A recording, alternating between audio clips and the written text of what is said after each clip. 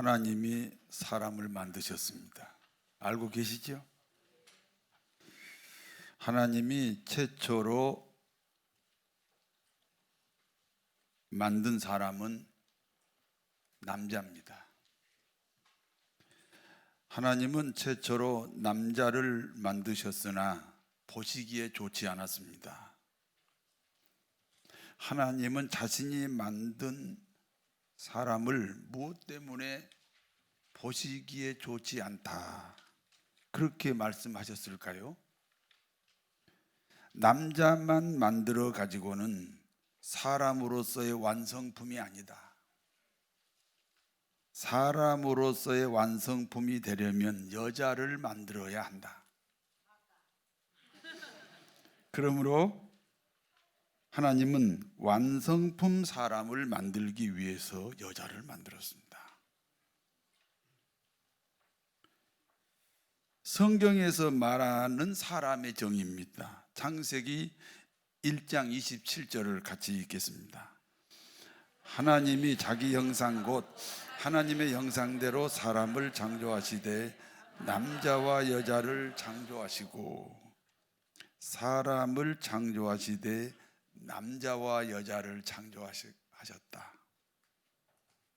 그러므로 사람이란 남자와 여자를 사람이라고 한다.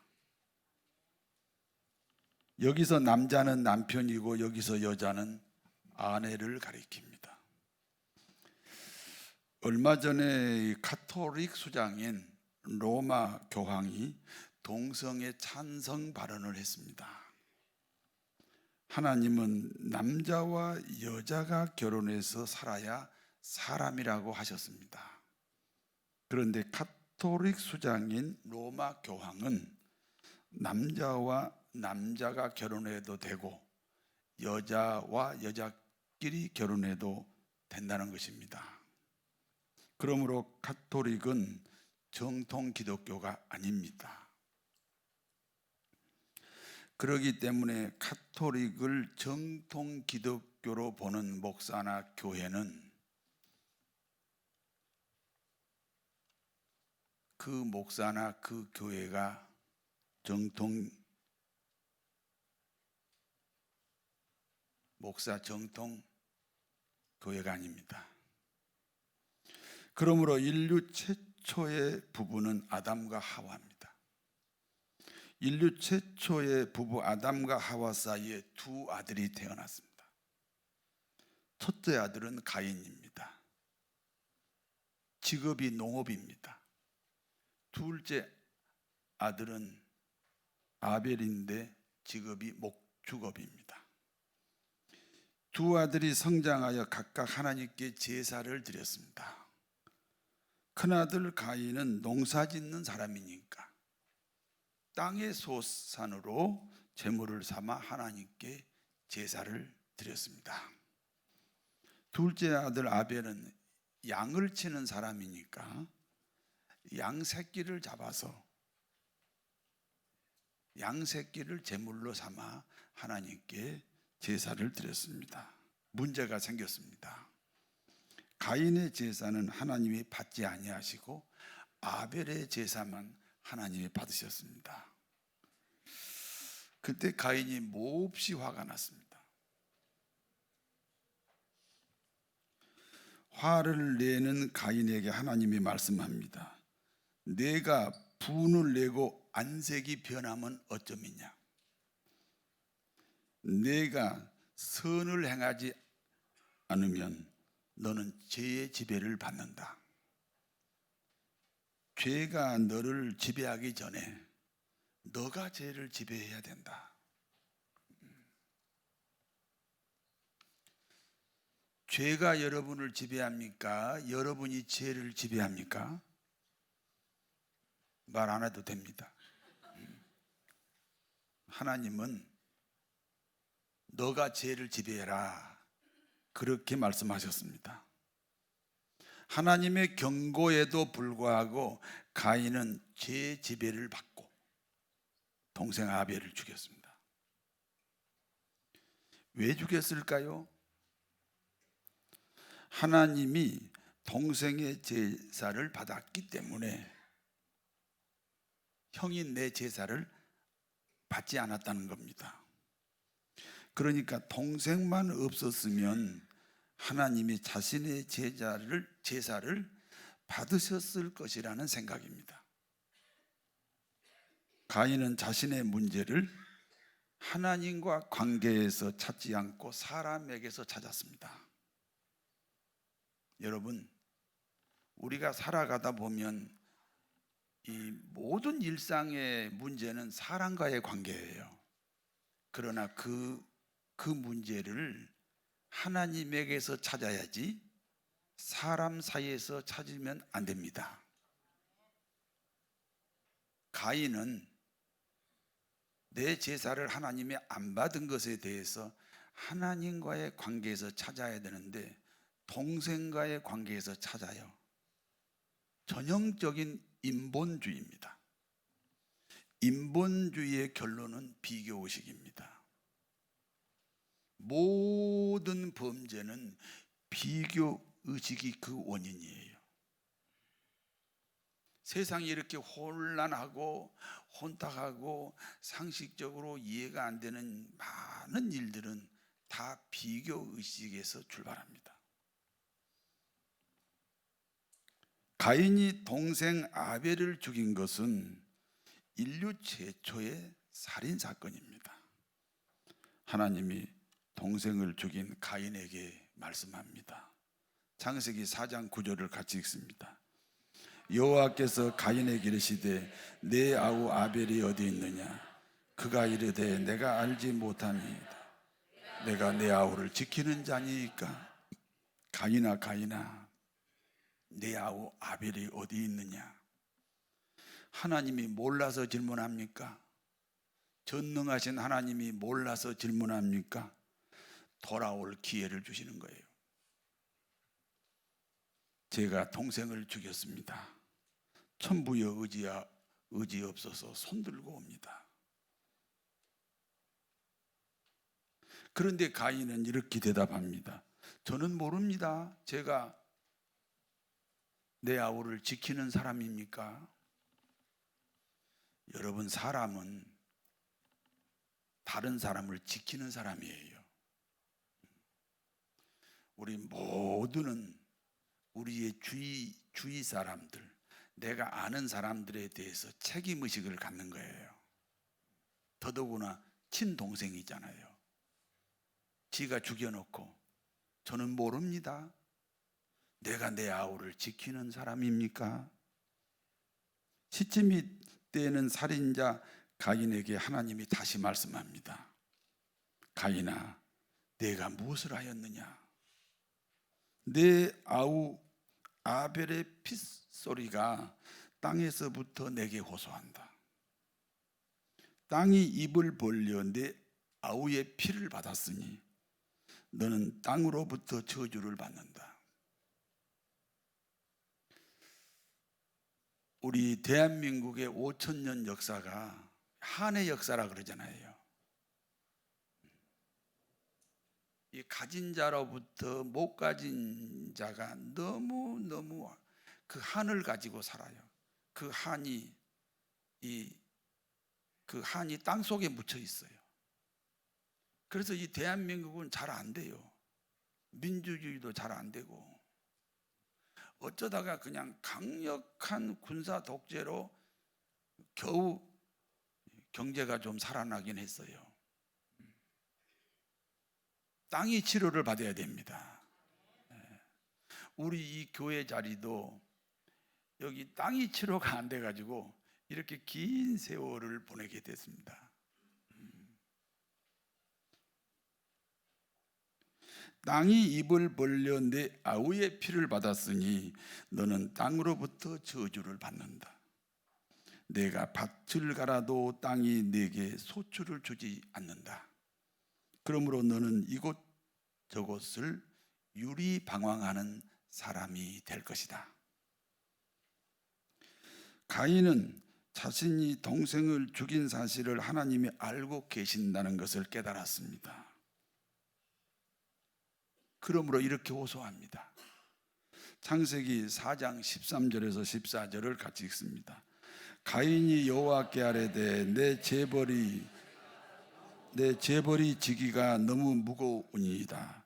주께서 오늘 이 지면에서 나를 쫓아내시온즉 내가 주의 낯을 배웁지 못하리니 내가 땅에서 피하여 유리하는 자가 될지라 무릇 나를 만나는 자마다 나를 죽이겠나이다. 하나님, 내 재벌이 너무 무겁습니다.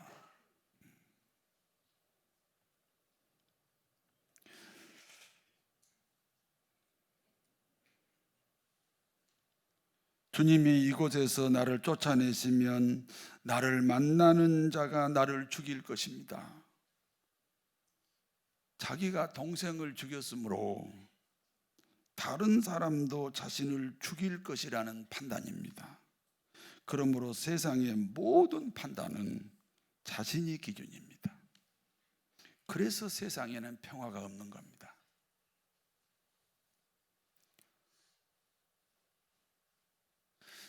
성도 여러분, 당신은 지구상의 인구가 몇 명입니까?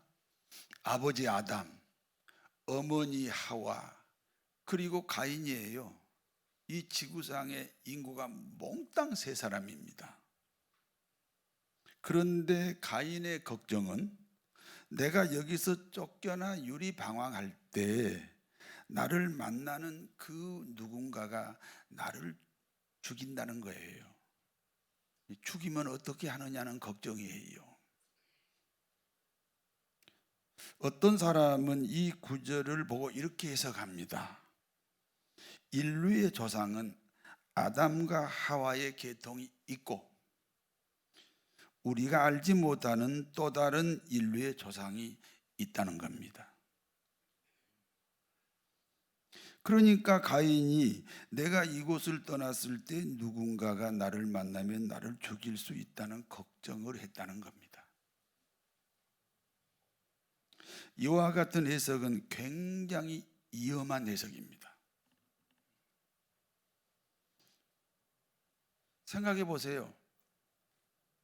우리가 생각하기는 아담과 하와와 가인, 인류의 그 당시 지구의 인구가 세 사람인데 가인이 이제 쫓겨나면은 누군가가 나를 만나면 나를 죽일 것이다. 그 누군가가 있다는 거잖아요. 그러니까 아담의 족보 말고 또 다른 인류를 하나님이 만드시지 않았느냐. 그렇게 해석을 하시는 분들이 있습니다. 그러나 그것은 굉장히 위험한 해석입니다. 아담 외에 다른 조상이 있다면 그 조상은 죄가 없는 조상입니다. 조상이 죄가 없으니 그 후손들도 죄가 없어요. 그러므로 죄 없는 인류가 있을 수 있습니다. 모든 인류는 죄인입니다. 모든 인류가 죄인이라는 것이 성경의 증언입니다. 그러므로 모든 인류가 죄인이니까 모든 인류는 예수님만으로 구원을 받습니다. 그런데 죄 없는 인류가 있으면 예수 믿을 필요가 없는 인류가 있다는 겁니다.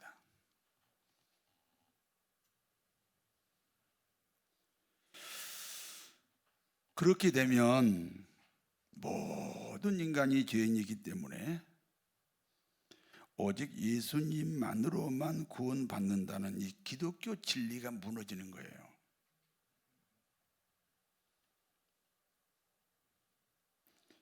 이 문제를 푸는 열쇠가 있습니다. 인류의 시간에는 크로노스라는 시간이 있고 카이로스라는 시간이 있습니다.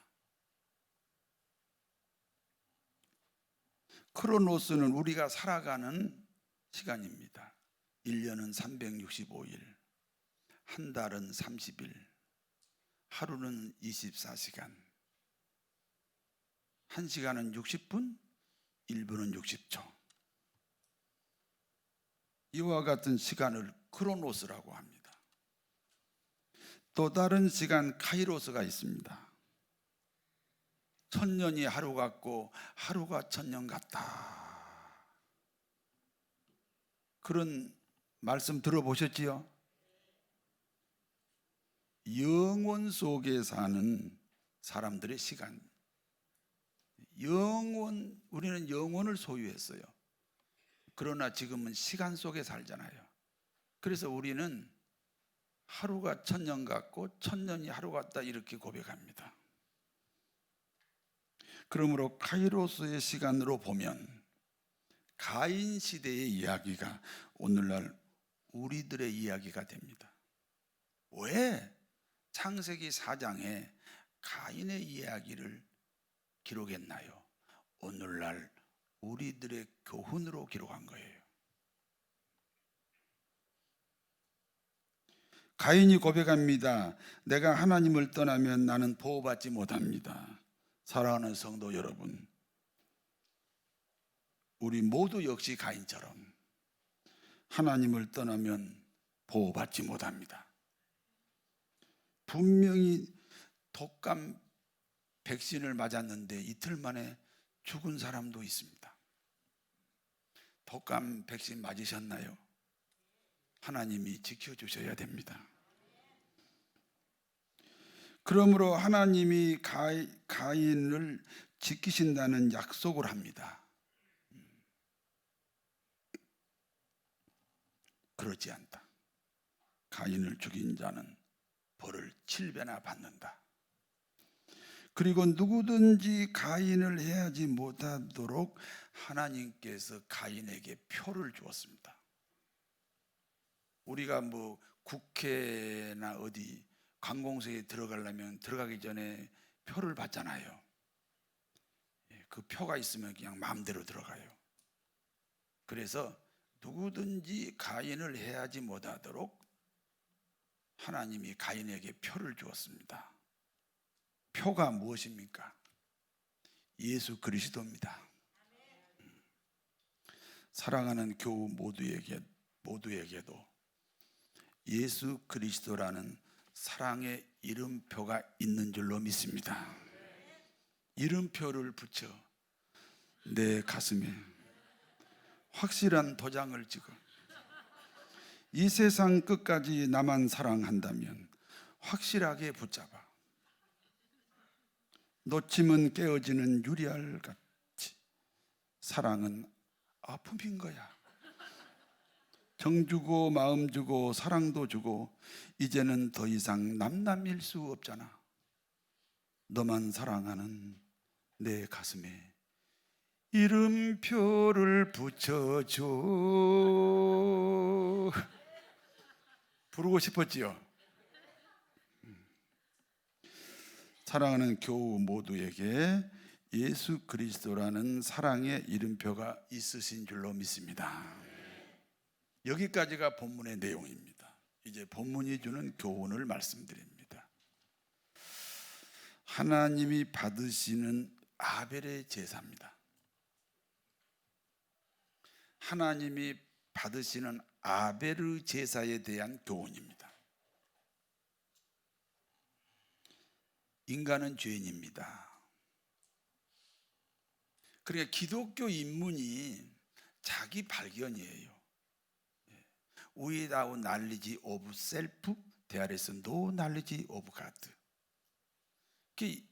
기독교인이 되는 이 관문이 자기가 죄인이라는 고백이에요.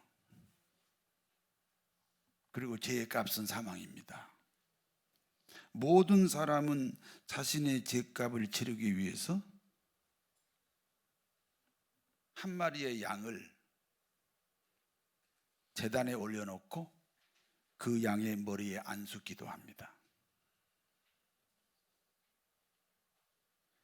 이 안수기도, 이 제사 제물과 안수기도 한다는 것은 그 제물과 안수하는 사람과 하나가 되는 거예요. 그래서 내 죄를 그 양에게 다 넘기는 의식이 안수하는 거예요. 지금 내 죄를 양이 다 뒤집어 썼습니다. 그럼 그 양이 누굽니까? 내 죄가 나니까 내 죄를 다 전가받은 양이 나 자신입니다. 그리고 그 양을 죽입니다. 그럼 누가 죽었습니까? 내가 죽었습니다. 우리는 죄인이고 죄값이 죽음이니까 양을 통해서 죄값을 치르는 의식이 구약의 제사입니다. 아벨의 제사입니다.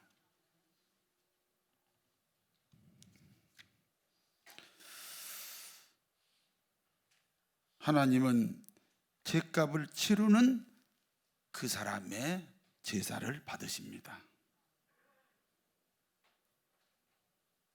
문제는 가인의 제사 제물은 곡식입니다. 여러분, 양은요 산에서 저절로 커요.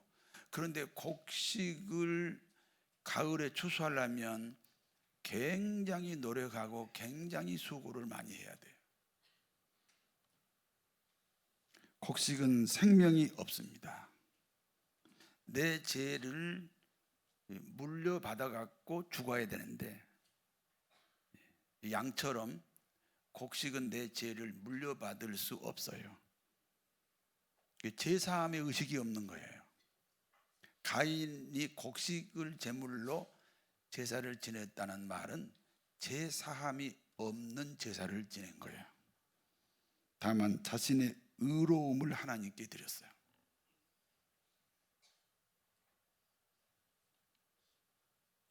하나님은 인간의 의로움을 받은 것이 아닙니다. 하나님은 인간의 의로움을 받지 않아요. 죄값을 받으셔요.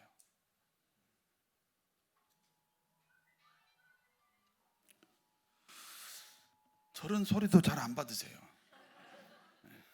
죄값을 받으세요.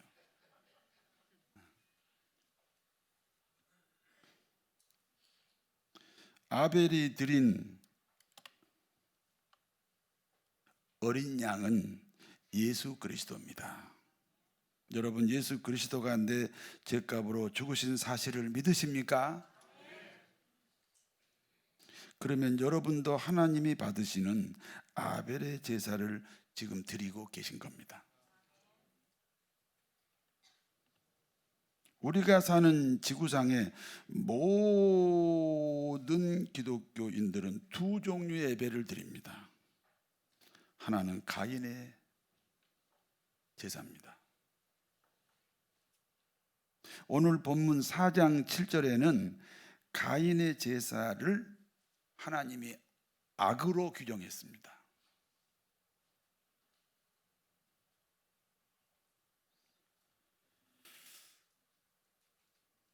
하나님하고 관계없는 모든 의로운 행위를 오늘 성경은 악으로 규정했습니다.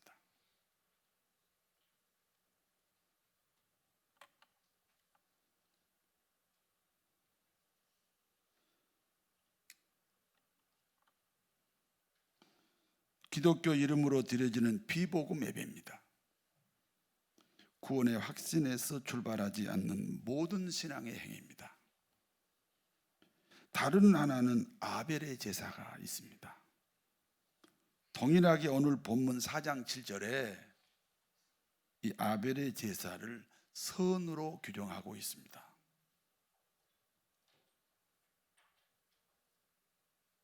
하나님이 말씀하시는 선악의 구별이야말로 복음과 비복음의 구별이기도 합니다.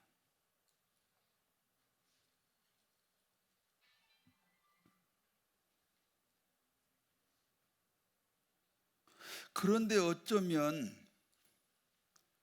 우리가 사는 이 시대에는 이렇게 두 종류의 예배를 드리는 교회로 나누어져 있다는 거죠. 가인의 제사를 드리는 예배가 있고 아벨의 제사를 드리는 예배로 나누어져 있습니다. 심지어는 아벨의 제사가 인간의 의로움을 모아서 드리기 때문에 굉장히 더 예배 같을 수 있습니다. 그러나 하나님은 그걸 악이라고 했습니다. 하나님이 말씀하시는 선을 행하시는 그와 같은 예배로 하나님 연합이 되어서 하나님의 복이 넘치시는 교우 여러분 되셔야 됩니다. 내 죄가 나와 하나님 사이를 갈라버렸습니다. 그러므로 죄값을 치루어야 다시 하나님과 회복이 됩니다.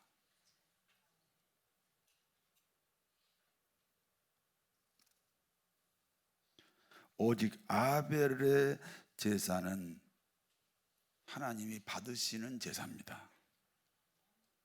우리가 드린 예배가 아벨의 제사가 되면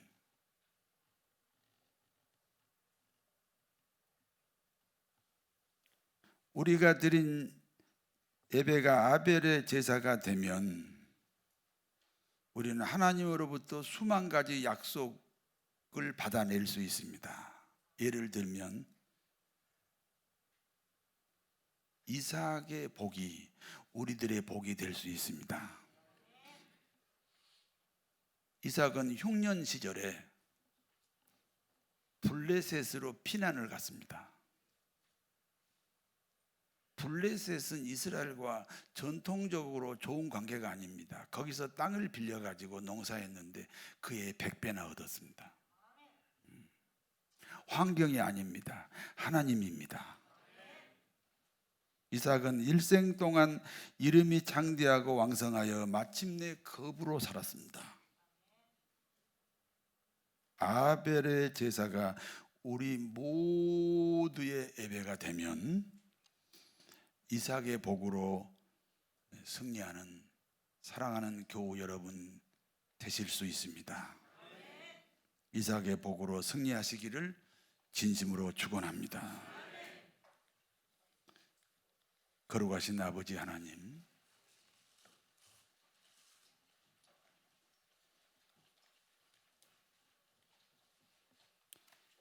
하나님께서 우리 기도를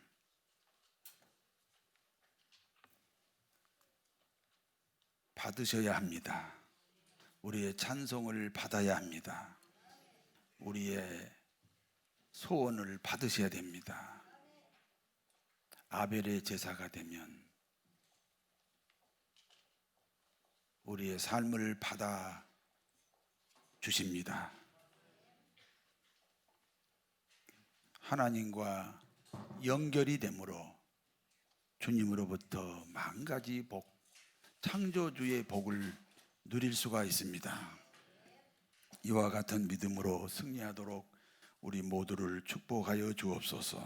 예수님 이름으로 기도하옵나이다. 아멘.